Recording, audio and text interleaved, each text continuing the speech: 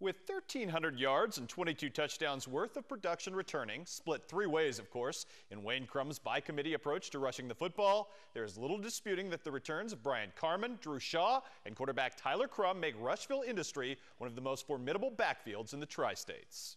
He's our brother, and he's fast and he break tackles and he runs hard, a lot of heart. And Carman, he's a big guy, he can just go through the holes fast, and also pretty finesse, so he can break outside.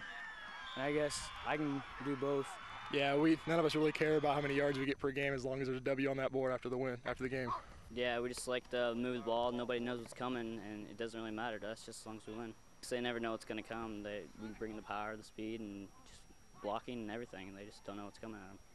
Unfortunately for Wayne Crum, the embarrassment of backfield riches the Rockets possess is an isolated occurrence, with just 22 total varsity players and just 6 starters back on hand.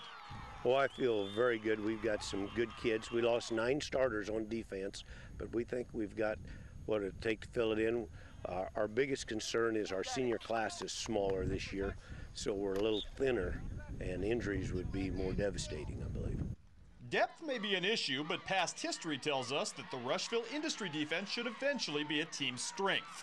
The Rockets have some building blocks in linebacker A.J. Shaw and 280-pound sophomore sensation Jason Chrisman, not to mention a proven architect and coordinator Quentin Haynes. He's a great coach. He has a lot of experience on defense, and he really knows what he's doing. I have a lot of confidence in our new guys, but we just have to work as a team, just go out there and do our best. We hit somebody hard, celebrate. And make the most of their new West Prairie Trails conference schedule.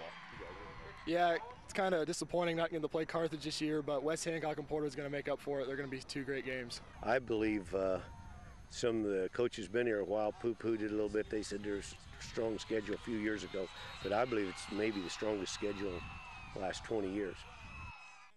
Tonight at